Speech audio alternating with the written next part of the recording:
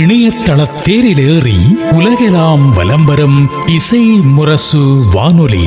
இது இதயங்களை இணைக்கும் வானொலி.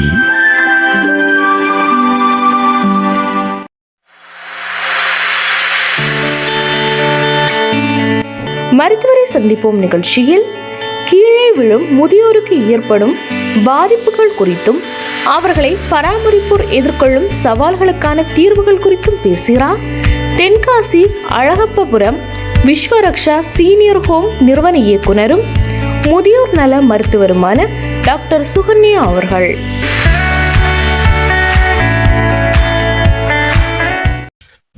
இசை முரசு FM இணைய வானொலி நேயர்கள் அனைவருக்கும் நெஞ்சம் நிறைந்த சலாம். அஸ்ஸலாமு அலைக்கும்.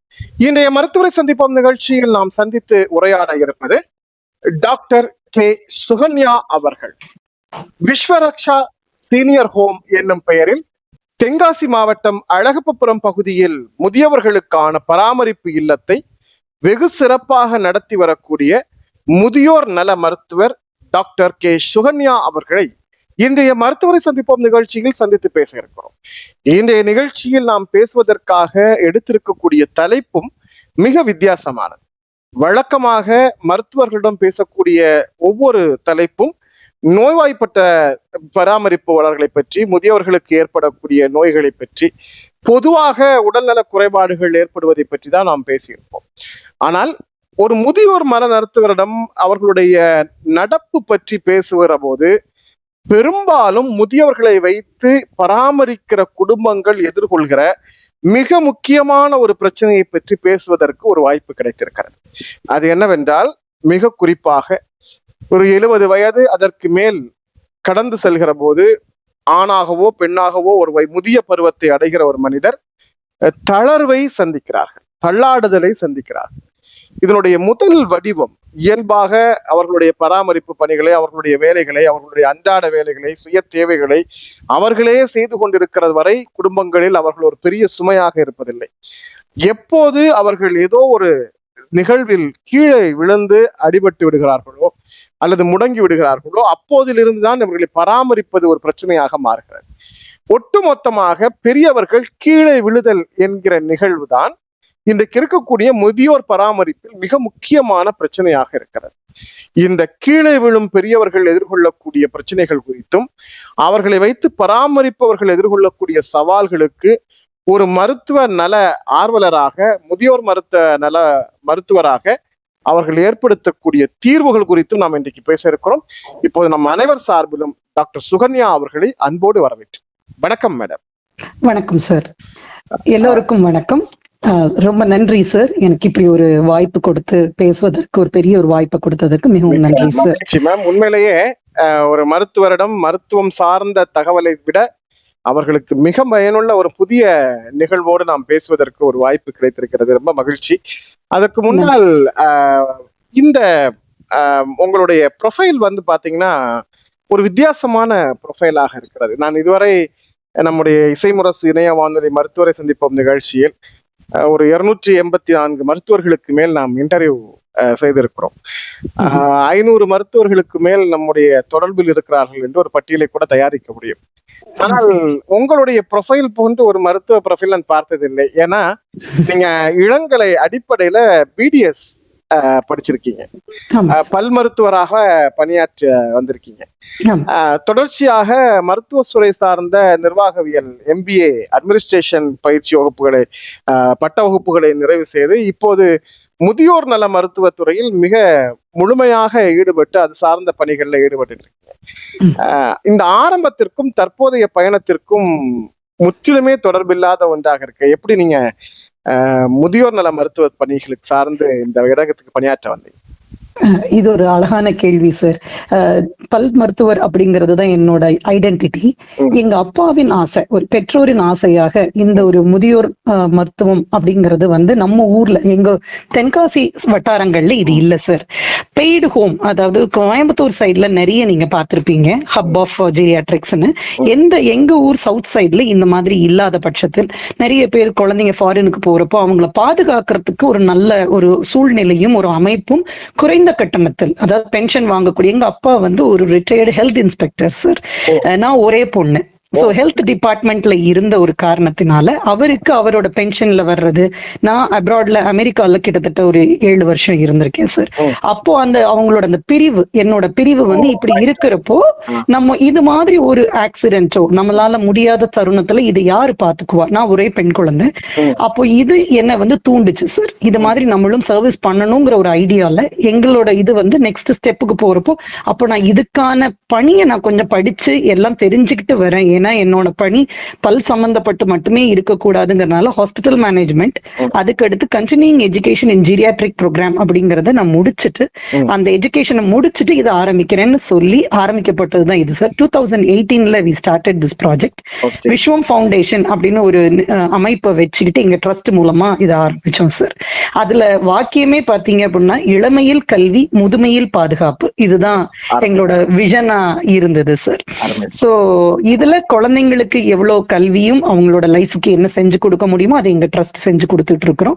அதே நேரத்துல முதுமையின் பாதுகாப்புன்னு வர்றப்போ ஒரு விஸ்வ ரக்ஷா சீனியர்ஸ் ஹோம் அப்படின்னு ஒண்ணு அழகப்பபுரத்துல ஒரு 2019ல டாக்டர் VS நடராஜன் சார், முதியோர் நல தந்தை என்னும் சொல்லக்கூடிய டாக்டர் VS நடராஜன் சார் தலைமையில இது திறக்கப்பட்டதுங்கிறதுல எனக்கு ஒரு பெரிய பெருமை சார்.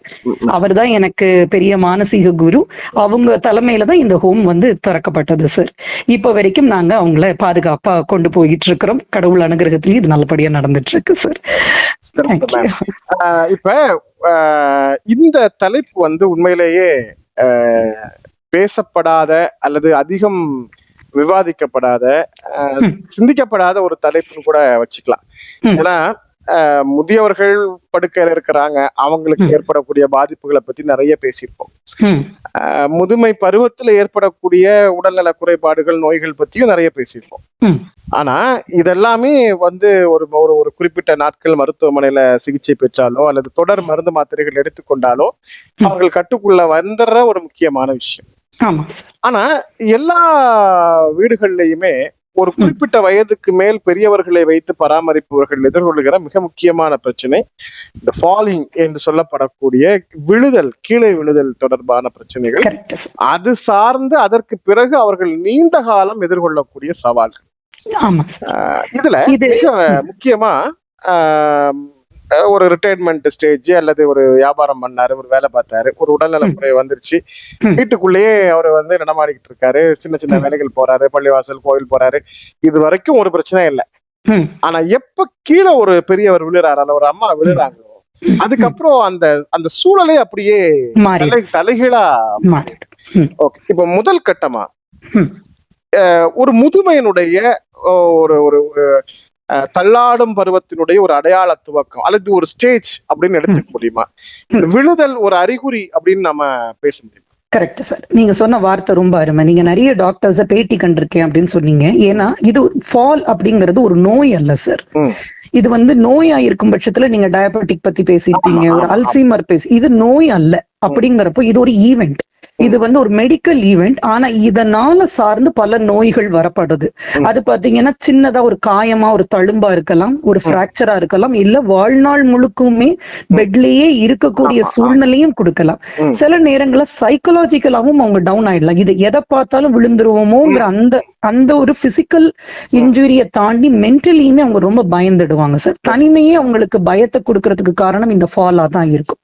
சோ இந்த இதுல நான் ஒரு முதியோர் ஹோம் நடத்துறதுல நான் பாக்குற விதங்கள்ல 3 ரீசனுக்காக கொண்டு வந்து விடுறாங்க சார். ஒண்ணு, உண்மையான சூழ்நிலை, அவங்க ஃபாரின் போக வேண்டியது இருக்கலாம், அவங்க குடும்ப சூழ்நிலையா இருக்கலாம், ஒரு குறிப்பிட்ட காலம் வரைக்கும் பாத்துக்கங்க, ஒரு 6 மாசம் பாத்துக்கங்க அப்படின்னு வரக்கூடிய ஒரு கேட்டகரி. 2வது கேட்டகரி பாத்தீங்க அப்படின்னாக்கா இந்த மாதிரி விழுந்து போஸ்ட் ஆபரேட்டிவ் கேசஸ் வீட்டுல வச்சு பார்க்க முடியாத ஒரு சூழ்நிலை. காரணம், அந்த நர்சிங் கரெக்டா இருந்திருக்க மாட்டாங்க, அந்த பிள்ளைகள் வந்து வேலைக்கு போயிருப்பாங்க, இதை எப்படி சமாளிக்கன்னு அவங்களுக்கு மெடிக்கல் தெரிஞ்சிருக்காது, அதோட அனுபவங்கள் தெரிஞ்சிருக்காது. 24 மணி நேரமும் ஒரு நர்சிங் உள்ள போடுறப்போ அதோட சேஃப்டி மெஷர்ஸ், அவங்கள பாத்துக்க வேண்டியது இதெல்லாம் நிறைய இருக்கு. அப்ப எங்களை மாதிரி ஒரு நிர்வாகத்திட்ட அதை கொண்டு வந்து அந்த பொறுப்பை கொடுக்கறது. 3வது கட்டம் அப்படிங்கிறது தான் வந்து ஒரு இண்டிவிஜுவலா இருக்கணும் அப்படின்னு நினைச்சு வர்றவங்க ரொம்ப ரேர். பிள்ளைங்கள்ட்ட விட்டுட்டு வரணும்னு நினைக்கிற பெரியவங்க ரொம்ப ரேர் சார். அது 3வது கேட்டகரி. அப்ப இந்த கேட்டகரி வந்து நிறைய பாக்குறோம் சார். முடியல எப்படி சுகர் டயபெட்டிக்கா இருக்கட்டும் இல்ல பிபியா இருக்கட்டும், இதெல்லாம் ஒரு நோய் எல்லாருக்குமே இருக்கு. பட் அதை சார்ந்து இது ஏஜிங் அப்படிங்கிறப்போ இதுல என்னெல்லாம் வேணும் அப்படிங்கிறப்ப நாங்களே இங்க வர்றப்போ சில டெஸ்ட் எடுக்கிற மாதிரி, இப்ப எங்க போனாலும் சுகர் டெஸ்ட் எடுங்க பிபி டெஸ்ட் எடுங்கிறாங்க. எங்க ஹோமுக்கு வர்றப்போ நாங்க சில டெஸ்ட் நானே எடுத்துடுறோம் சார். டக் டெஸ்ட்னு சொல்லக்கூடிய டியூஜி டக் டெஸ்ட்னு ஒண்ணு சொல்லுவோம். அது எப்படி எந்திக்கிட்டு இதை நாங்களே முன்கூட்டியே தெரிஞ்சுக்கிறோம். இவங்க விழுகக்கூடிய வாய்ப்புகள் இருக்கா இல்லையாங்கிறது நீங்க சொன்ன மாதிரி சில அறிகுறிகளை வச்சு தெரிஞ்சுக்கிறோம் சார். இப்போ நீங்க இத வந்து எப்படிங்கறத நான் நீங்க கேட்க நான் இதுக்கான பதில்களை சொல்றேன் சார். Okay ma'am. இப்ப குறிப்பா பெரும்பாலும் நான் போய் கீழே விழுந்துருவேன் அப்படிங்கிற ஒரு பயத்தோட அணுகுதல் அப்படிங்கிறது பல தடவை கீழே விழுந்து அல்லது ஒரு சில முறை விழுந்து அடிபட்டு அதனால ஒரு பாதிப்பு வந்து அந்த அனுபவத்தின் பேர்ல ஒரு உளவியல் ரீதியான தாக்கம் அப்படிங்கிறது ஏற்படுகிறது பெரியவங்களுக்கு. ஆனா இன்னொரு கேட்டகரி இருக்காங்க, நீங்க இவங்கதான் அதிகமா வந்து விமர்சனத்துக்குள்ளாறவங்க. அதாவது முதுமை நிலை வரும்போது கூட அந்த குழந்தையாக மாறும் போது ஒரு கான்பிடென்ட் அவங்களுக்குள்ள, நான் விட மாட்டேன், ஏன் என்ன கையை பிடிக்கிற, நானே நடந்துடுறேன், என்னை விடு. அது கிட்டத்தட்ட அவங்கள கையை தாங்களா பிடிச்சு கூட்டு போறது, அல்லது ஒரு ஸ்டிக் யூஸ் பண்ணிக்கோங்க, ஒரு ஸ்டிக்கை கொடுத்தா ஏன் நான் எனக்கு என்ன நடக்க முடியாதா அப்படின்னு அந்த ஸ்டிக்கை அப்படி உதாசீனப்படி தூக்கி போடுவாங்க. இப்ப இவங்க தான் அதிகபட்சமா கீழே விழுந்து அடிபடுற ஒரு சூழலை பாக்குறோம். இந்த சூழலுக்கு இவங்களுடைய நரம்பு மண்டல தளர்ச்சி அல்லது இவங்களுடைய அந்த சைக்காலஜிக்கல் சேஞ்சஸ் பிளஸ் அவங்களுடைய அந்த பெரும்பாலும் இதுல யாரோ ஒருத்தங்க தவறிட்டாங்க அப்படின்னா ஒரு தனிமையில இருக்கும்போது அவங்களுடைய பிஹேவியர் சேஞ்சஸ், இது மாதிரியான விஷயத்துக்குள்ளால இது மாதிரி அடமெண்ட் சொன்னா கேட்க மாட்டோம் அப்படிங்கிறது மாதிரி நானே போய்விடுவேன், நானே நடந்துருவேன். இப்ப சில வீடுகள்ல பார்த்தாங்கன்னா அவங்க அந்த அம்மா கொஞ்சம் ஏதோ டிவி பார்த்துட்டாங்க அல்லது கொஞ்சம் லேசா கண்ணா செஞ்சுட்டாங்கன்னா அந்த கேப்ல இறங்கி போய் எங்கேயாவது கீழே விழுந்துருவாங்க. சோ இது மாதிரி இருக்கக்கூடிய இஷ்யூஸ் நிறைய நம்ம பண்றோம், நிறைய ஹாஸ்பிட்டல் அட்மிட்ஸ் இந்த மாதிரி பார்க்கிறோம். சோ இந்த ப்ராப்ளத்தை வச்சிருக்கவங்களுக்கு என்ன மேம் தீர்வு ஏற்படுத்தும்? முதல்ல எங்க ஹோம்க்கு இந்த மாதிரி கேட்டு வரக்கூடியவங்க கவுன்சிலிங் பண்றவங்களுக்கு நாங்க ஃபர்ஸ்ட் சொல்ற வார்த்தையே ACT ஆக்ட்னு ஒண்ணு சொல்றோம் சார். இதுல வார்த்தை பாத்தீங்கன்னா ஏங்கிற வேர்டே அக்செப்டன்ஸ். முதல்ல நமக்கு வயசாயிடுச்சுங்கிறத நம்ம ஒத்துக்கணும். இந்த மிஷின் இதுக்கு மேல இந்த வேலைக்கு தான் போகும், இந்த நேரம் இந்த வேலை தான் செய்யுங்கிறத ஒரு மிஷினுக்கு எப்படி இருக்கோ நம்ம உறுப்புகளுக்கும் அப்படித்தான் அப்படிங்கறத புரிஞ்சுக்கணும் சார். ஒரு 4 அடியில இருந்து குதிச்சோம், எப்போ வயசு ஒரு 12 வயசுல இருக்கிறப்ப நமக்கு ஒண்ணுமே ஆகல, அதுதான் சொல்றோம். ஆனா இது வயசு 65-70க்கு மேல தாண்டறப்போ ஒரு படி தட்டி விழுந்தா கூடயுமே பிரச்சனை தான். அதை நம்ம முதல்ல அக்செப்ட் பண்ணிக்கணும். எனக்கும் வயசாயிடுச்சு, தப்பு இல்லை. எப்படி ஒரு சின்ன குழந்தையா இருக்கிறப்போ ஒரு பாலை தட்டி விளையாண்டுட்டு போனோம்னா இன்னைக்கு கிரிக்கெட் பேட்டை எடுக்கிறது அந்த வயசுக்கு அழகுன்னா இப்போ வாக்கிங் ஸ்டிக் எடுக்கிறதும் ஒரு அழகுதாங்கிற அக்செப்டன்ஸ் வரணும். அந்த அக்செப்டன்ஸ் வந்ததுன்னா அதுக்கான C அப்படிங்கிற வார்த்தை பாத்தீங்கன்னா கான்சியஸ் கேர். நீங்களே கான்சியஸா இருந்துக்கணும். அது என்ன விதத்துல அப்படின்னா, எனக்கு இந்த நோய் இருக்குன்னு எனக்கே தெரியும். ஆமா, எனக்கு கண்ணுல கேட்ராக்ட் பண்ணிருக்கு, அப்ப நான் இதை செய்யக்கூடாது, நான் இந்த மாத்திரை போடுறேன் அப்படிங்கிற கான்சியஸ் கேர் உங்களுக்கு இருக்கணும். எவ்ரி டைம் ஒவ்வொருத்தரையும் பெரியவங்களை வந்து சின்னவங்க மகனோ மருமகளோ மகளோ இல்ல ஒய்ஃபோ ஹஸ்பண்டோ சொல்லிக்கிட்டே இருக்கிறப்பதான் ரொம்ப ப்ரெஷர் ஆகும். அதுக்கு நீங்களே கான்சியஸா அதை கேர நமக்கு நம்மளே சில விஷயங்களை லைன் பண்ணிக்கிட்டோம் அப்படின்னா, ஏன்னா நீங்க சின்ன வயசுல 40 வயசுல இப்படித்தான் இருந்தீங்க, எனக்கு இது முடியும் இது முடியாதுன்னு 40 வயசுலயும் இருந்தீங்க, அதே 65 வயசுலயும் முடியும் முடியாதுன்னு வயதறிந்து செல்வது தப்பே இல்லை.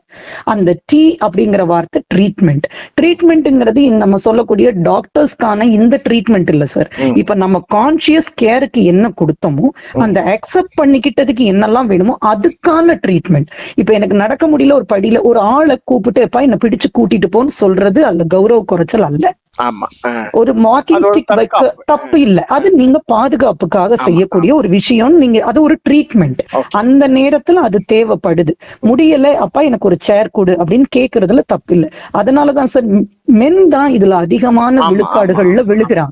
72% இது வந்து ஒரு ரிப்போர்ட் சொல்லுது, 72% மேல் தான் விழுகிறாங்க தான் ஃபீமேல். காரணம் நம்ம அப்பாக்கள் எல்லாம் ஓடிக்கிட்டு இருந்ததுல இப்பவும் 2 வீலர்ஸ் ஓட்டுறாங்க. இன்னும் 75 வயது தாண்டி பாராட்டக்கூடிய விஷயம் அவங்க தன்னம்பிக்கையோட இருக்காங்கங்கிறது. But at the same time safety ரொம்ப முக்கியம். இந்த ஃபால் வந்து எப்படி அப்படின்னாக்க இப்ப எல்லாருக்கும் டயபெட்டிக் பிபி சொல்றது பாக்கெட்லயே மாத்திரை வச்சுக்கிற அளவுக்கு ஆயிட்டாங்க. பட் இந்த ஃபால் அப்படிங்கறதுல 3 விதம் இருக்கு சார். நான் அதை சொல்ல நான் ஆசைப்படுறேன் சார். ஆன்டிசிபேட்டட் ஃபால் அப்படின்னு சொல்லுவாங்க. அதாவது நம்ம எதிர்பார்க்கக்கூடிய கேஸ், இந்த கேஸ் இவளுகத்தான் செய்யும் அப்படிங்கறது ஆன்டிசிபேட்டட் ஃபால். அன்ஆன்டிசிபேட்டட் ஃபால் எதிர்பார்க்காமல் நடக்கக்கூடியது. அதுலயே ஆக்சிடென்டல் ஃபால்னு வேற இருக்கு சார். ஸோ 3 விதத்தை நம்ம தெரிஞ்சுக்கிட்டோம் அப்படின்னா நம்ம எந்த கேட்டகரி, நம்ம என்ன செஞ்சுக்கணும் அப்படிங்கிற ஒரு சின்ன டெஃபினேஷன் நமக்கு தெரிஞ்சா போதும். இந்த இந்த ஒரு இந்த அலவரிசையில கேட்கக்கூடிய இது மூலமா காதுக்கு போனா கூட கான்சியஸா ஆயிடுவாங்க. ஆன்டிசிபேட்டட் ஃபால் அப்படிங்கிறது சார் முதல்ல நம் உடம்பை நமக்கு தெரிஞ்சுக்கிறது. ஃபர்ஸ்ட் ஆஃப் ஆல், நான் என்னோட வயது 75 தாண்டிடுச்சு. 60ல இருந்ததுக்கும் 75க்குமே நிறைய வித்தியாசம் தெரிஞ்சுக்கணும்.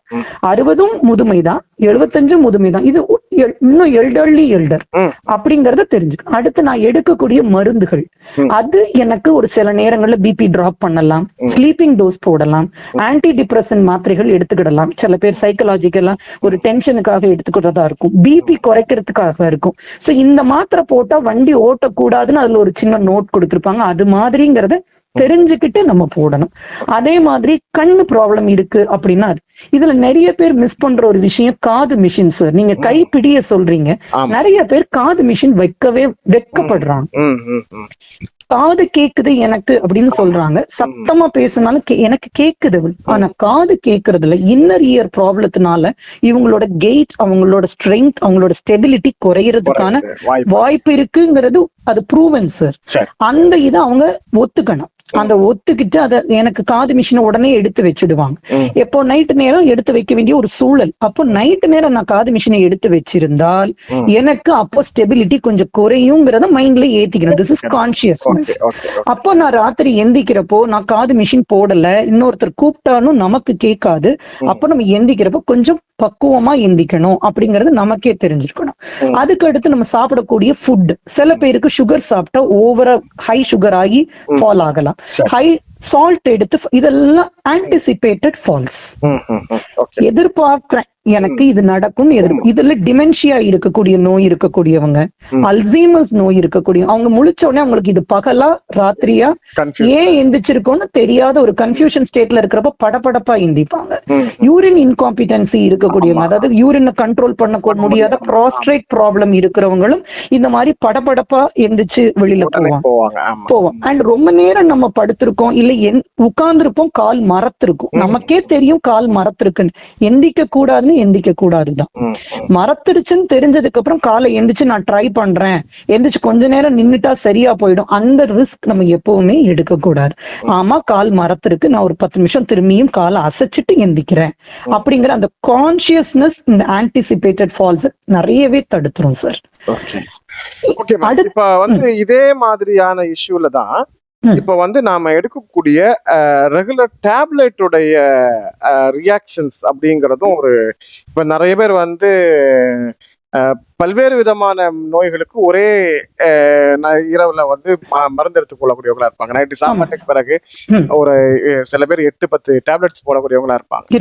இந்த 8 விதமான டேப்லெட்டுக்கும் வேற வேற விதமான ஆன்டி ரியாக்ஷன்ஸ் இருக்கிறதுக்கான வாய்ப்புகள் இருக்கு இல்லையா? ஆனா இந்த மாத்திரைகளுடைய பயன்பாடு அவங்க இடையில இது மாதிரி ஒருவேளை ஒரு யூரின் போறதுக்காகவோ அல்லது வந்து ஒரு தேவைக்காகவோ எழும்புறாங்க அப்படின்னா இந்த மாத்திரைகளுடைய தாக்கம் அவர்களை இது மாதிரி தலை சுத்த வைக்க. நிறைய பேர் வந்து என்ன சொல்லுவாங்கன்னா, எனக்கு எழும்பணும்னா தலை சுத்துது, கொஞ்சம் நீங்க முதல்ல சொன்ன மாதிரி நம்ம எங்க இருக்கிறோம், அது சரியா இருக்கோமா, நம்ம செக் பண்ணிட்டு அசஸ் பண்ணிட்டு அதுக்கப்புறம் கொஞ்சம் ரிலாக்ஸா எழும்புனாங்கன்னா பிரச்சனை இல்லை. ஆனா அந்த தலை சுத்துதல் அப்படிங்கிறது உண்மையிலேயே ஏதோ ஒரு வீக்னஸ் தான் காரணமா இருக்குமா, இல்ல இது மாதிரி மெடிசனுடைய பாதிப்புனாலையும் இது மாதிரி? இப்ப சில பேர் வந்து பாத்தீங்கன்னா ஒரு 15-20 வருஷமா டயபெட்டிக் டேப்லெட் எடுப்பாங்க, 20-25 வருஷமா எடுக்கக்கூடியவங்க இருப்பாங்க. சோ நாள்பட்டு இது மாதிரி சக்கரை வியாதிகள் பிரச்சனை, தொடர்ந்து மருந்து மாத்திரைகளுடைய பயன்பாடு இது மாதிரி ஃபால் ஆகுறதுக்கு, கீழே விழுறதுக்கான வாய்ப்பு அதிகமா உருவாக்குதா?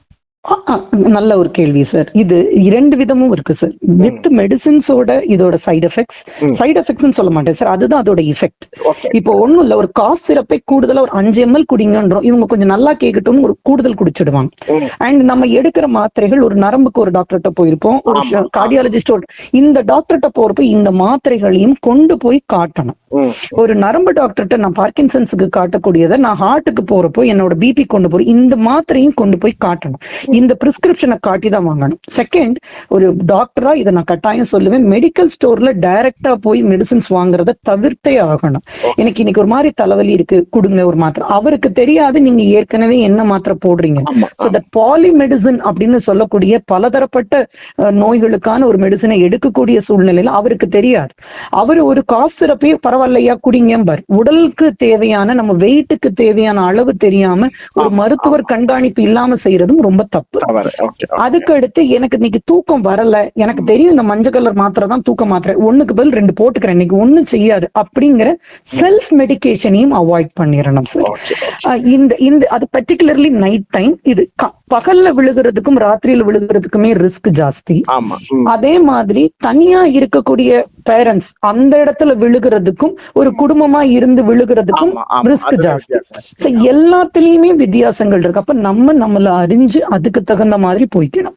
இப்ப நீங்க ஆமா சார், இதுல நீங்க சொன்ன மாதிரி மெடிசின்ஸ் அலாங் வித் இவங்களா எடுக்கக்கூடிய செல்ஃப் மெடிகேஷன்ஸ் அண்ட் எவ்ரிதிங் நடக்குது சார். ஓகே, இது வந்து எக்ஸ்பெக்டேஷனோட, அதாவது விழுவோம் அப்படிங்கறது மாதிரியான அன்எக்ஸ்பெக்டட் அண்ட் ஆக்சிடென்ட்ஸ் எப்படி அப்படின்னு பாத்தீங்கன்னா, அன்எக்ஸ்பெக்டட்ங்கிறது சார், இப்ப திடீர்னு ஸ்ட்ரோக், அது ஆக்சுவலி அது ஸ்ட்ரோக், ஆனா அவருக்கு நரம்பு சம்பந்தப்பட்ட பிரச்சனை தான். ஆனா விழுகிறப்போ ஹிப் பிராக்சரும் ஆகி நாங்க பாக்குறோம். ஏன்னா நமக்கு இது வந்து இதெல்லாம் கண்டினியூஸ் ப்ராசஸ். ஒரு ஹார்ட் அட்டாக் பேஷண்ட், ஆனா விழுகிற ஸ்பீட்ல அவருக்கு பிராக்சர்ஸையும் பார்த்திருக்கேன், ரிஸ்ட் பிராக்சர் ஆகி பார்த்திருக்கேன். ஆனா அவருக்கு மேஜர் வந்து ஹார்ட் அட்டாக், இது மைனரா போயிடுது அப்போ. சோ இது மாதிரி நீங்க கேட்டீங்க இல்லையா, உட்கார்ந்தா எந்திக்கிறோங்கிறது, அது பேர் ஆர்த்தோஸ்டாட்டிக் ஹைப்போடென்ஷன் சொல்லுவாங்க சார். உட்கார்ந்து இருந்தா ஒண்ணுமே செய்யாது, எந்திரிச்ச உடனே ஒரு தலை சுத்துற மாதிரி ஒரு பொசிஷன் இருக்கும். சோ அவங்களுக்கு அது இருக்கத்தான் செய்யுதுன்னு தெரிஞ்சா, எந்திரிச்ச பெட்ல இருந்து எந்திரிச்சு கொஞ்ச நேரம் நிதானிச்சு ஒரு 5 minutes இல்ல ஒரு 2 minutes அட்லீஸ்ட். இப்ப நீங்க கேக்குறீங்க, அப்ப யூரின் அர்ஜென்சி என்ன மேடம் செய்யலாம்? தப்பே இல்ல, டயப்பர் போட்டுக்கலாம். டயப்பர் போட்டு, அது ஒரு வெக்கம் இல்ல, குழந்தைக்கு என்னவோ அதேதான், நம்மளும் இது ஒரு 2ஆம் குழந்தை தான். அப்ப போட்டு இல்லையா, ஒரு பக்கத்திலேயே என்ன செய்யலாம், பிள்ளைங்க கிட்ட சொல்லி ஒரு மக்கோ ஒரு பக்கெட்டோ அதுக்கானதை வச்சுக்கலாம். ஜென்ஸா இருந்தாலும் சரி, லேடிஸ் எந்திரிச்சு பாத்ரூம் போகக்கூடிய தூரம் கூட ரொம்ப கஷ்டம்னா, ஒரு எமர்ஜென்சி, எல்லா நாளும் இல்ல, இன்னைக்கு எனக்கு ஏதோ மாதிரி இருக்குன்னா அதுல யூரின் போறது தப்பு இல்ல. போய் விழுந்து பண்றதுக்கு இது எவ்வளவோ பரவாயில்ல, இது எவ்வளவோ பரவாயில்ல. அதனால ஒரு வீட்டுல ஒரு பக்கெட்டை கட்டில் கடியில வைக்கிறது தப்பு கிடையாது, தப்பு இல்ல. அது எல்லா நாளும் போகணும்னு நான் சொல்லல, முடியாத நாள் அன்னைக்காவது அட்லீஸ்ட் அதை நம்ம செஞ்சுக்கிடலாம். தண்ணி அதே மாதிரி ஆக்சிடென்ட், இது வந்து ஆன்டிசிபேட்டட் சார். ஆக்சிடென்டல் ஃபாலுங்கிறது நம்ம வீடுகள்ல என்ன பண்றோம்னா, ஃபுல் இருட்டு வச்சிருப்பாங்க, ஒரு லைட் வசதி இல்லாம, பெட்டுக்கும் இதுக்கும் இதெல்லாம் நான் ராத்திரி நடக்கக்கூடியதை பாக்குறேன். பகல்ல பாத்தீங்கன்னா இந்த குழந்தைங்க பேரம் பேத்தி விளையாடுவாங்க, அவங்களோட குட்டி கார் ஏதாவது கீழே கிடக்கும், அதுல வச்சு ஸ்லிப் ஆகி விழுகிறத பாக்கலாம். நாங்க பார்த்த கேஸ்ல ஒரு சிப்ஸ் பாக்கெட் கவர் கீழே கிடந்து சார், அதுல கால் வச்சு கீழே விழுந்து ஹிப் பிராக்சர் ஆனவங்களை நான் பார்த்திருக்கேன். மொபைல்ல பேசிக்கிட்டே போய் கீழே விழுந்தவங்க, கீழே படி தெரியல, ஒரு சின்ன தட்டு படி கூட இல்ல, அதுல விழுந்தவங்களை நான் பார்த்திருக்கேன். சோ இதெல்லாம் ஆக்சிடென்டல் ஃபால். செப்பல் சரியா போடாததுனால, அவங்க சைஸை விட பெருசா போட்டிருப்பாங்க, என்னத்தை போட்டு மாத்தன்னு நினைச்சிருப்பாங்க, இல்ல அது தேஞ்சு போயிருக்கும், அதோட பொசிஷன் மாறி இருக்கும், அதுக்கு ஒரு 200 ரூபாய் செலவு பண்றதுக்கு யோசிச்சு இங்க விட்டுருப்பாங்க. அதுக்கப்புறம் இந்த கிராப் பார் போட்டிருப்பாங்க, ஆனா அதை பிடிக்க மாட்டாங்க, பாத்ரூம் போறப்போ அதை பர்டிகுலரா அதை பிடிச்சு எந்திக்கலாம் செய்ய மாட்டாங்க. சோ இந்த இந்த ஆண்கள் பாத்தீங்கன்னா இந்த லுங்கி கைலி வேஷ்டி தலைய கெட்டி இருப்பாங்க, அதுல ஸ்லிப் பண்ணி விழுகுது. இப்ப லேடிஸ் எல்லாம் நைட்டி போடுறப்ப ரொம்ப லாங்கா இருந்தா ஒரு மடிச்சு தச்சுக்கலாமே, இதுல என்ன தப்பு இருக்கு? இப்போ ஒரு பெரிய சின்ன குழந்தைங்க தான் சார், பெரியவங்களை பொறுத்த வரைக்கும் சின்ன குழந்தைங்க மாதிரி தான். இப்போ ஒரு சின்ன குழந்தை ஓடுறப்போ நம்ம பேண்ட கீழே மடிச்சு விடுவோம், தட்டி விழுந்துராத அப்படின்னு, அதேதான் இவங்களுக்கும். சோ இதையும் அவங்க செஞ்சுக்கிறதுல தப்பில்லை. அவங்க ட்ரெஸ், அவங்களோட இது, குழந்தைங்க நடுவுல வந்தா. இப்போ ரீசெண்டா ஒரு கேஸ் பாத்தீங்கன்னா சார், பெட் டாக் வீட்டுக்குள்ள நடந்து வர்ற அவங்களோட பெட் டாக் ரொம்ப சின்னது, அது குட்டி தான், ஆனா அது காலுக்குள்ள வந்து அதை இடிச்சிடக்கூடாதுன்னு அந்த பாட்டியம்மா தள்ளி போய் விழுந்த கேஸ நான் பாக்குறேன். ஓ அந்த நாயோட எச்சல் கீழே பட்டு ஏற்கனவே இப்ப எல்லா வீடுகள்லயும் கிரானைட்டும் டைல்ஸுமா மாறின காலங்கள்ல அந்த எச்சல் கீழே பட்டு அதுல அதனால வலிக்கு விழுந்தவங்களை பாக்குறேன். அது மேட் டைட்டா போடாம லூஸா இருந்ததை பாக்குறேன். ஒரு பெட்ஷீட்ல கார்னர்ல இந்த முடிச்சா போட்டிருக்கோம்ல ஆமா சார், ஆமா ஆமா அதுக்குள்ள விரல் மாட்டி அது எந்திக்கிறப்போ அதுக்குள்ள விரல் மாட்டி இதெல்லாம் ஆக்சிடென்டல் ஃபால்ஸ். இதை நம்ம தவிர்க்கலாமே. இதுல தவிர்க்க முடியாத ஒண்ணுமே இல்லை. நமக்கு என்ன பெட்ஷீட் இது கம்ஃபர்டபுளா இருக்கும் போட்டுக்கலாம். கீழே முடிச்சிருக்கு வேண்டாம், கீழே வேஷ்டியை தூக்கி கெட்டிக்கலாம், தப்பு இல்லை அப்படிங்கிறது. அப்புறம் உட்கார்ந்துகிட்டே சில பேர் வந்து இன்னர்ஸ் போடுறேன், கார்மெண்ட்ஸ் இன்னர் ஆமா கார்மெண்ட்ஸ் ஆமா போடுறேன் ஆமா அப்படின்னு நின்னுகிட்டே போடுறது. ம், அதனால பேலன்ஸ் ஒரு கால தூக்கி போடுறப்போ ஆமா வரக்கூடிய ஆமா பேலன்ஸ் மிஸ் ஆகுறது. இதையெல்லாம் உட்கார்ந்து செய்யலாம். ம், ம். இந்த மாதிரி விஷயங்களை நம்ம பார்த்துக்கிட்டா இந்த ஆக்சிடென்ட்ஸை முடிஞ்ச வரைக்கும் ப்ரிவென்ட் பண்ணலாம் சார். ரொம்ப முக்கியமான விஷயம் மேம். ஏன்னா இதெல்லாமே வந்து முதியோர்களுக்கு ஒரு பொருட்டான விஷயமாகவே இருந்திருக்காது. ஆமா குறிப்பா நம்ம வந்து ஏன்னா அவங்க வந்து ஒரு 50 வருஷமாவே வந்து இன்னர் சேஞ்ச் பண்ணும்போது அந்த மாதிரி ஒரு கால்ல பேலன்ஸ் பண்ணிட்டு இன்னொரு கால்ல வந்து தூக்கி இன்னர் போடுறதுதான் வழக்கமா அவங்களுடைய நடைமுறையா இருக்கும். ஆமா. ஸோ அத வந்து நமக்கு ஒரு ஸ்டேஜ் வந்துருச்சு, நம்ம ஒரு கால் பேலன்ஸ் ஒருவேளை மிஸ் ஆயிடுச்சுன்னா என்ன பண்றது அப்படிங்கிற திங்கிங்கே வந்து நார்மலா நீங்க வேஷ்டிய சொல்றீங்க. நான் இப்ப பார்த்த கேஸ் டிஷர்ட் தலைவலியா போடுறப்போ அந்த பட்டனை கழுத்த மறந்துட்டாங்க அந்த தாத்தா. டிஷர்ட்டை போடுறப்போ சிக்கிக்குச்சு, எடுக்க முடியல, எப்படி எடுக்கலாம் யோசிக்கிறதுக்குள்ள விழுந்துட்டாங்க. விழுந்ததுல இப்ப நம்ம வேஷ்டிய சொல்றேன் நானே யோசிச்சேன். ஆனா ஷர்ட் பாருங்க உள்ள பாதி போய் பாதி. இதெல்லாம் வந்து ஆக்சிடென்டல் ப்ரிவென்ட் பண்றதுக்கான விஷயம். உட்கார்ந்துக்கலாம். அன்னைக்கு அவர் உட்கார்ந்து இருந்தாருன்னா, கட்டில்ல உட்கார்ந்து போட்டு இருந்தாருன்னா அதை முடிஞ்ச வரைக்கும் அவர் பொறுமையா கழட்டி வச்சிருந்திருப்பாரு. சோ இந்த மாதிரி சில விஷயங்கள். அண்ட் கொஞ்சம் சொபிஸ்டிகேட்டடான சேரா இல்லாம கொஞ்சம் ஸ்டர்டியான சேர், நம்ம வெயிட் அறிஞ்சு, நம்ம பெரியவங்க கொஞ்சம் ஒபீஸா இருக்கக்கூடிய பேஷண்டா இருந்தா நல்ல ஸ்டர்டியான பிளாஸ்டிக் சேர்ஸ் இல்லாம ஒரு நல்ல ஸ்ட்ராங்கான வுடன் சேர்ஸ் வாங்கி போட்டா தப்பு இல்லை. ஏன்னா அந்த டைல்ஸ்ல வளையறதுனால வரக்கூடியது. அது ஒண்ணு. இன்னொன்னு அவங்க அதை பிடிச்சுக்கிறதுக்காக பேலன்ஸ் பண்ணா போடுற வெயிட் வந்து 3 மடங்கு நம்மளோட வெயிட் அவங்க அதுல போடுவாங்க. ஆமா ஆமா. சோ அது நார்மல் பிளாஸ்டிக் சேர் நல்ல கிரிப்பா கீழே பிடிச்சிக்கல அப்படின்னா இவங்களுடைய வெயிட் அதுல பிரஷர் பண்ண உடனே அந்த சேர் வளைஞ்சிடும் சார், நகர்ந்துடும், வளைஞ்சிடும். சோ அந்த மாதிரி. அதுக்கப்புறம் நைட்டு படுக்கிறப்ப தனக்கு வேண்டியதை முதல்ல எடுத்து வச்சுக்காம பண்ற ஒரு விஷயம். போனை பக்கத்துல வச்சிருக்க மாட்டாங்க, கண்ணாடிய பக்கத்துல வச்சிருக்க மாட்டாங்க. எந்திரிச்சோடனே அதை தேடுறேன்னு சொல்லிட்டு எந்திக்கிறது. ஒரு போன் அடிக்கும், எந்திரிச்சு போய் எடுக்கிறதுல ஒரு ஸ்பீடு, அதெல்லாம் இல்ல. வாக்கர், தனக்கு தேவையான டேப்லெட்ஸ், தனக்கு தேவையான போன் நம்பர்ஸ் வச்சுக்கலாம். ரொம்ப முடியாதவங்க இந்த பேனிக் பட்டன் இப்ப கிடைக்குது சார், அதெல்லாம் கழுத்துல மாட்டிக்கிறது தப்பு இல்லை. நைட் நேரங்கள் அட்லீஸ்ட் ஒரு சின்ன அலாரம் மாதிரி 500 ரூபாயில இருந்து 5000 ரூபாய் வரைக்கும் இருக்கு. நமக்கு எது முடியுமோ அதை வாங்கி வச்சுக்கிறது தப்பு இல்லை. விழுந்தால் பாத்ரூமுக்கு நைட்டு போறப்ப கட்டாயம் உள்ள போய் கொண்டி போட வேண்டிய அவசியம் இல்லை. அது விழுந்தால் உடனே காப்பாத்துறதுக்குன்னா அந்த கொண்டி போட வேண்டாம், ஜஸ்ட் சாத்திட்டு போயிட்டு வரலாம். இதெல்லாம் சின்ன சின்ன விஷயங்கள் நம்ம பாத்துக்கலாம் சார். Okay ma'am. இப்ப இன்னும் ஒரு முக்கியமான விஷயம், இந்த பாத்ரூம் யூசேஜ் அப்படிங்கறதான் இருக்கிறதுலயே ரொம்ப அபாயகரமான ஒரு விஷயம். அது இன்னைக்கு நம்ம வீட நம்ம அலங்காரமா வச்சுக்கிறோம், ரொம்ப பளபளப்பா இருக்கணுங்கிறதுக்காக நிறைய விதவிதமான டைல்ஸஸ் வந்து நாம யூஸ் பண்றோம், க்ளோசெட்ஸ் யூஸ் பண்றோம். நம்ம வீட்டுல ஒரு பெரியவர் இருக்கார் அல்லது நம்ம அப்பா இருக்கார், அவருக்கும் அது அந்த நம்ம ரூம் தானே, நம்ம வீட்டு ரூம்ங்கிறதுனால நம்ம எல்லா ஃபெசிலிட்டியோட ரொம்ப கவர்ச்சிகரமா இன்னைக்கு இருக்கிறதுலயே பாத்ரூம் தான் அதிக டெக்கரேட்டட் ஏரியாவா இருக்கு. அதுல என்ன சிக்கல் ஆயிடுது அப்படின்னா, இப்ப இன்னைக்கு வந்து நிறைய ஊர்கள்ல வந்து நல்ல கிரிப்பா அந்த மேட் லேமினேட்டடோட வரக்கூடிய டைல்ஸ் யூஸ் பண்றாங்க. எப்படியாக இருந்தாலும் நார்மலா நல்ல ஸ்டெடி மேன் யூஸ் பண்றதுக்கும் ஒரு முதியவர் யூஸ் பண்றதுக்கும் நிறைய வித்தியாசம் இருக்கு. இப்போ இந்த இதுல 2 விஷயம். ஒண்ணு, ஏற்கனவே பாத்ரூம் யூஸ் பண்ணி வரும்போது அதுல தண்ணி பயன்பாட்டுனால ஸ்லிப் ஆகும். இன்னொரு முக்கியமான விஷயம், இப்ப யூரோப்பியன் க்ளோசெட்டே யூஸ் பண்றாங்கன்னா கூட நீங்க நம்ம ஏற்கனவே பேசுனது மாதிரி அந்த இப்ப நீங்க சேர்ல இருந்து எழுந்து நிக்கிறதுக்கும் ஒரு க்ளோசெட்ல இருந்து எழுந்து நிற்கிறதுக்கும் நிறைய வித்தியாசம் இருக்கு. சோ இந்த இடங்கள்ல பாத்ரூம் ஒரு முக்கியமான இஷ்யூ இருக்குது. இதுல பெரிய விஷயம், முதியோர்களுக்காகவே நம்ம யூரோப்பியன் க்ளோசெட்டை வந்து சஜஸ்ட் பண்றோம். ஏன்னா அவங்க வந்து யூஸ் பண்ணிக்கிறது கொஞ்சம் கஷ்டமாயிடுச்சு. ஆனா என்ன சிக்கல் அப்படின்னா, இந்த யூரோப்பியன் டாய்லெட் இருக்கக்கூடிய இடத்துல விழுந்த உடனே அவங்களுடைய தலை வந்து பெரும்பாலும் அந்த க்ளோசெட்ல வந்து சோ இதுல வந்து பிரெயின் பிளட் கிளாட் வரைக்கும் ரொம்ப கடுமையா தாக்கப்பட்ட நிகழ்வுகள் நிறைய இருக்கு, பார்க்க முடியும். இது ஒண்ணு. இன்னொன்னு, இந்த பெரும்பாலும் வீட்டுல இருக்கக்கூடிய ஏசிக்காக அந்த டோரை எவ்வளவு ஹைலைட்டா போட்டாலும் ம். அந்த பாத்ரூம் உடைய டோர் வந்து இது மாதிரி ஒரு பிபிசி மெட்டீரியல்ல போட்டுறாங்க. ஆமா. அது என்னன்னா இப்ப மத்த டோர் மாதிரி வந்து உள்ள லாக் பண்ணாம அதை சும்மா க்ளோஸ் பண்ணி வைக்க முடியாது. அது உடனே திறந்துக்கும் அல்லது ம். லூஸ் ஆயிடும். ம். ஸோ இந்த டோர் யூசேஜும் கூட இந்த பெரியவர்கள் வந்து அனீசியா தானே இருப்பாங்க. ஏன்னா டோர் பாத்ரூம் போறோம், லெட்டினே போறோம் அப்படின்னா கூட வந்து திறந்து வச்சுட்டு போக முடியாது. ம். ஸோ இது மாதிரி இந்த பாத்ரூம் அவேர்னஸ் அப்படிங்கிறது எந்த அளவுக்கு முதியோர்களுக்கு வேணும், குறிப்பா அவங்களை வச்சிருக்கக்கூடிய பராமரிப்பாளர்களுக்கு எவ்வளவு தூரம் வேணும்? சார், இதுல நல்ல ஒரு கேள்விதான். இந்த இதுவும் பாத்தீங்க அப்படின்னாக்கா டைல்ஸ் இப்ப நம்ம சொந்த வீடு, நம்ம அம்மா நம்ம அப்பாக்காக நம்ம மாத்துறோம்னா எப்படி குழந்தைங்கள ஒரு தொட்டிலுக்கு மாத்திரம், அதுல இருந்து அவங்கள வாக்கருக்கு மாத்திரம், அதுல இருந்து பெட்டுக்கு மாத்திரம், பங்க் பெட் கொடுக்குறோம் 2 குழந்தைங்கள, இப்படி நம்மளும் சௌரியத்துக்கு குழந்தைங்களோடதையும் மாத்திக்கிட்டே தான் வரும். அதே மாதிரிதான் இவங்களையும் குழந்தையா இருக்கிறப்ப டப்புக்குள்ள போட்டு குளிக்க வச்சோம், அதுக்கடுத்து உட்கார வச்சு கால்ல போட்டோம் குழந்தையா இருக்கிறப்போ. இப்படி அப்ப பெரியவங்களும் அதே மாதிரி மாறுறப்போ மாத்தக்கூடிய சூழ்நிலை வசதிகள் வாய்ப்புகள் இருக்கிறவங்க கட்டாயமாக மாத்துறதுல தப்பே இல்லை. நம்ம பேரண்ட்ஸ கவனிச்சுக்கணும் அப்படின்னு நினைக்கிறதுல, மாத்த முடியாத சூழ்நிலை இல்ல, ஒரு எக்கனாமிக்கலி முடியாது அப்படின்னு நினைக்கிறவங்க பட்சத்துல இப்ப அதுக்கு நிறைய அவைலபிலிட்டி வந்துடுச்சு சார்.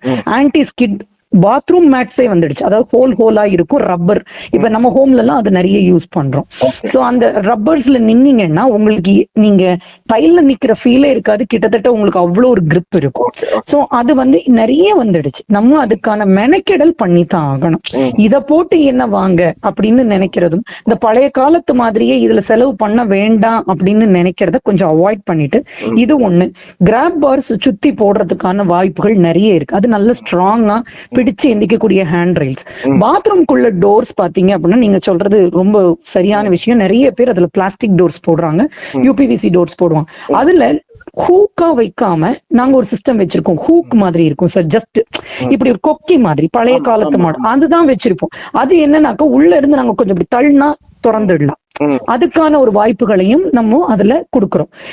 இதுல ஒரு முக்கியமானது பாத்தீங்கன்னா, அங்க முடிஞ்சா நம்ம சொல்ற எமர்ஜென்சி பேனிக் பட்டன் வச்சிருந்தா ரொம்ப நல்லது.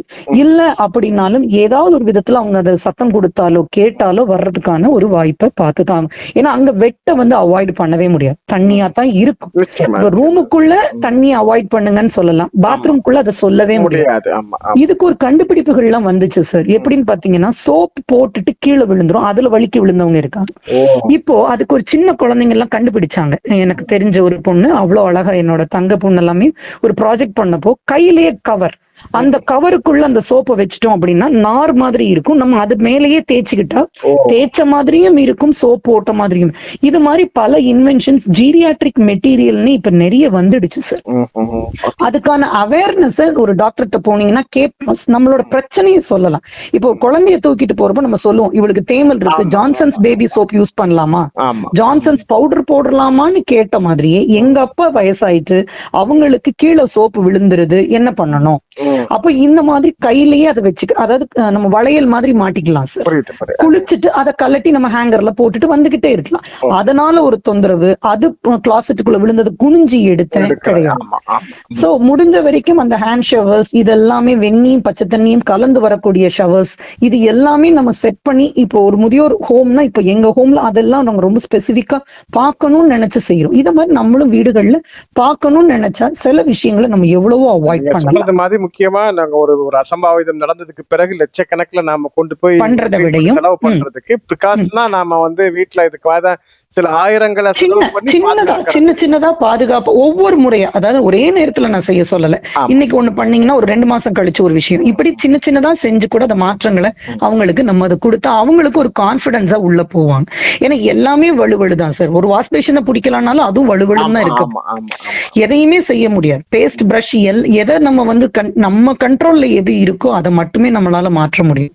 சோ அந்த கண்ட்ரோலையாவது அட்லீஸ்ட் மாத்துறதுக்கான ஒரு முயற்சியை எடுக்கத்தான் வேண்டும். ஓகே மேம், ரொம்ப அழகா சொன்னீங்க. இப்ப முக்கியமா இப்ப வந்து விழுந்து பிராக்சர் அப்படிங்கிற அளவுல அல்லது நடக்க முடியாம போறது அல்லது குறிப்பா நல்ல அடிபட்டு அவங்க ஒரு பெட்லயோ சேர்லயோ தான் உட்கார்றாங்கிற போது நம்ம சிவியரா அவங்கள பாக்குறோம், ட்ரீட் பண்றோம். ஆனா நிறைய முதியவர்கள் கீழே விழுறாங்க. குறிப்பா பெண்கள் ஓரளவுக்கு தாங்குற வலியெல்லாம் கூட விழுந்த உடனே பரவாயில்ல, ஒன்றும் பிரச்சனை இல்லை அப்படின்னு ஏதாவது ஒரு ஒரு எண்ணெய் போட்டா சரியா போயிடும் அப்படின்னு கொஞ்சம் அதை ஸ்கிப் பண்றாங்க. பட் இது அன்னைக்கு பிரச்சனை பண்ணாம இருந்தால் கூட அதுக்கு பின்னால இது மாதிரி விழுந்தது ஒரு வாரம் கழிச்சோ ஒரு மாசம் கழிச்சோ உங்களுக்கு ஏதோ ஒரு சின்ன பிளட் கிளாட்ல அல்லது ஏதோ ஒரு சிஸ்ட் மாதிரியான ஒரு ப்ராப்ளம், அது உள்ளுக்குள்ளேயே ஏதாவது ஒரு வித வீக்கம் பாதிப்பை உருவாக்குறது, ரத்த ஓட்ட பிரச்சனை, இப்படி நிறைய ஒரு கீழே விழுந்துட்டாங்க அப்படின்னா வெளிப்படையா பார்த்த உடனே நமக்கு ஒண்ணும் பாதிப்பு இல்லைன்னா கூட அவங்களுக்கு மெடிக்கல் டெஸ்ட் அவசியம் அப்படிங்கிறதுக்கு என்ன ரீசன்? ரெண்டு விதமா அதையும் பார்க்கலாம் சார். ஒண்ணு, இவங்க எப்படின்னா பிள்ளைங்க கிட்ட சொன்னா சத்தம், நான் தான் இது சொன்னேன்ல, இந்த சைக்கலாஜிக்கல் ப்ராப்ளத்தினால தன்னோட பெயினை மறைக்கிறது. இது ஒரு பெயின், ஆனா அந்த பெயினை மறைக்கிறதுக்கு காரணம் சுற்றுல இருக்கக்கூடிய பிள்ளைங்க சொல்லியிருப்பாங்க, செய்யாதீங்கம்மான்னு சொல்லியிருப்பாங்க, நல்லதுக்கு சொல்லியிருப்பாங்க, ஆனா அது பதிஞ்சிருக்காது, செஞ்சிருப்பாங்க, இதை போட்டு என்ன சொல்ல அப்படின்னு நினைச்சிருப்பாங்க. அண்ட் இவங்க எல்லாம் பழைய காலங்கள்ல பெயினை டாலரேட் பண்ணி வந்ததுனால இதை விட்டுருவாங்க. அண்ட் தானாவே என்ன செய்வாங்கன்னா விழுந்துட்டு எந்திக்க முடியலனாலும் வித்தியாசமா ஒரு ராங் டர்ன்னு சொல்லுவாங்க சார். இப்போ ஒரு ஹிப் ஃபிராக்சர் ஆயிருக்குன்னு அவங்களுக்கு தெரியாது, அந்த இடத்தையே ஊனி எந்திச்சு இன்னும் அதை வேர்ஸ் பண்ணிடுவாங்க. சோ விழுந்துட்டோம்னா முடிஞ்ச வரைக்கும் நம்ம அந்த இடத்துல இருந்து எந்திக்கலாமா வேண்டாமா அதை நிதானிக்கிறதுக்கு முதல்ல கொஞ்சம் பிரீத் பண்ணி அமைதியாய் விழுந்துட்டோம், ஆமா விழுந்துட்டோம், இப்ப அடுத்தது என்ன, அந்த நிதானிக்கும் கூடிய ஒரு சூழ்நிலை வந்தா தான் இதை நம்ம சத்தம் கொடுத்து தூக்குனா பரவாயில்லையா, நம்மளால முடியுதா, நம்ம அப்படி நகண்டு போகலாமா, இல்ல எந்திக்க முடியுதா, எல்லாத்தையுமே பார்க்கணும். சில நேரங்கள்ல பாத்ரூம்ல விழுந்து மோஷன் கழுவாம இருக்கிற ஒரு அசிங்கத்தை தான் பெரிய அசிங்கமா பாக்குறாங்க. என் கால்ல நான் மோஷனே கழுவல, இப்ப பிள்ளைங்க பார்த்தா என்ன நினைப்பாங்க, இதெல்லாம் இந்த லேடிஸோட பெரிய ப்ராப்ளம்.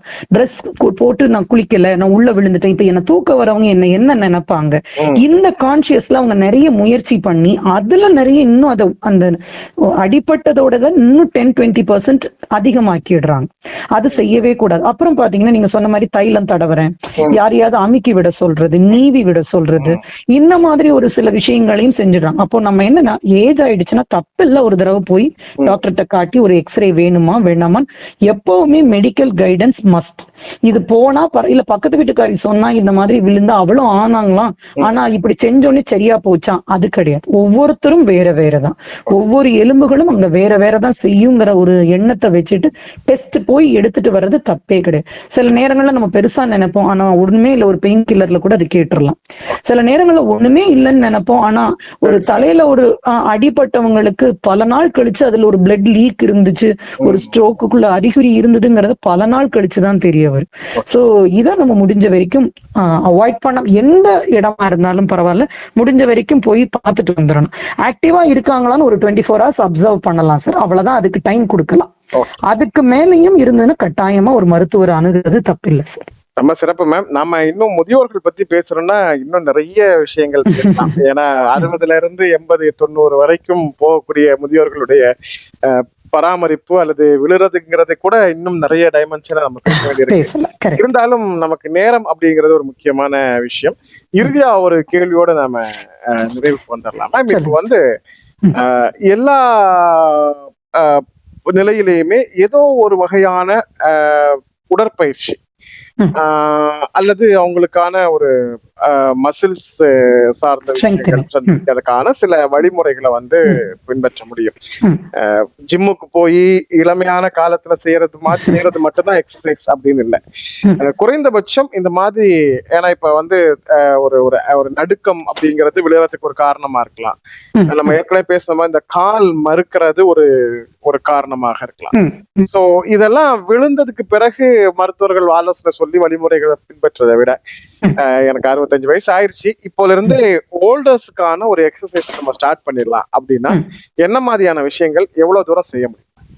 இதுவுமே ஒவ்வொரு இண்டிவிஜுவலுக்கு தனிப்பட்டதா தான் இருக்கணும் சார். யூடியூப்ல போட்டாலே என்ன வரும்னா முதுமை வந்தாலே இவங்க எல்லாருமே அதை ட்ரை பண்ணிடுறாங்க. 60 வயசுக்காரங்களும் அவன் முதுமைன்னு போட்டிருக்கும், பட் அது 85 வயசுக்கு சரியா வருமானா சரியா வராது. அவங்க நின்னுகிட்டு சேர்ல நின்னுட்டு ஒரு காலை தூக்கி ட்ரை பண்ணுங்கன்னு போட்டிருப்பாங்க, சேர்ல பிடிச்சுக்கிட்டு. நமக்கு சரியா தப்பாங்கிறது ஒரு ஆலோசனை எய்தர் பிசியோதெரபிஸ்ட் இல்ல ஒரு ஆர்த்தோபெடிஷியன் வச்சு ஒரு சின்ன எக்ஸசைஸ் கத்துக்கிட்டு இது சரி அப்படிங்கறத ஒரு 2 தடவை நம்மள ஒரு ஒரு மேற்பார்வை பார்க்கக்கூடிய பையனோ இல்ல ஒரு பேரனோ ஒரு பேத்தியோ முன்னாடி ஒரு 2 தடவை செஞ்சு பார்த்துக்கிட்டு இது சரியா வருதுன்னு நினைச்சா அதை கண்டினியூ பண்ணலாம். இல்ல பெஸ்டா ஒரு வாக்கிங் மட்டும்தான் என்னால போக முடியும் அப்படின்னா ஒரு பிளாட் சர்ஃபேஸ்ல வெயில் அடிக்கக்கூடிய அந்த வெயில் நம்ம மேல படக்கூடிய விட்டமின் டிக்காக அந்த ஆஸ்டியோபோரோசிஸை தடுக்கிறதுக்காக ஒரு சின்ன வாக் போய்க்கலாம். அதுவுமே நம்மளோட டேப்லெட்ஸ் எடுக்கிற முன்பின் டைம் அறிஞ்சு அதை செஞ்சுக்கிடணும். எக்ஸசைஸ் அப்படிங்கிறது எல்லாருக்கும் காமனான எக்ஸசைஸே கொடுக்கவே முடியாது சார். ஆல்கோஹால் எடுக்கிறவங்க அதை நிப்பாட்டலாம், இதெல்லாம் நம்ம சொல்லலாம். சோ ஹெல்தி வெயிட்டை மெயின்டைன் பண்ணலாம்னு சொல்லலாம். பட் இதை பொறுத்த வரைக்கும் இப்படித்தான். இப்போ ஒரு ஸ்டிக் வாக்கிங் இருக்கிறது இருக்கு, கீழேயே 3 பால் வச்சது இருக்கு, 4 லெக் இருக்கு. சோ நம்ம எது தேவைங்கிற இண்டிவிஜுவல் பொறுத்து தான் இந்த வாக்கிங் எக்ஸசைசஸ்மே இண்டிவிஜுவல் பொறுத்து தான் நடக்கும் சார். சோ அதையுமே யூடியூப் பார்த்தேன், அவங்க செஞ்சாங்க டாய்ச்சி பின்னாடி நடந்து போறது ரொம்ப நல்லது. ஒருத்தர் பார்த்தேன் 70 வயசுக்காரர் பின்னாடி நடக்கிறது ரொம்ப ஹெல்தின்னு சொல்றாரு, சைட்ல நடக்கிறது ரொம்ப ஹெல்தின்னு சொல்றாரு, 8 போட சொல்றாங்க. ஒவ்வொருத்தருக்கும் எல்லாமே நல்லதுதான், ஆனா அது நமக்கு சரியா இல்லையா நம்ம உடம்பறிஞ்சுதான் நம்ம போய்க்கணும். ரொம்ப மகிழ்ச்சி மேம். உண்மையிலேயே நம்ம சக்கரை வியாதி 15 வருஷமா இருக்கு அப்படின்னு நமக்குன்னு ஒரு டயபடாலஜிஸ்ட பர்மனண்டா வச்சுக்கிறோம்.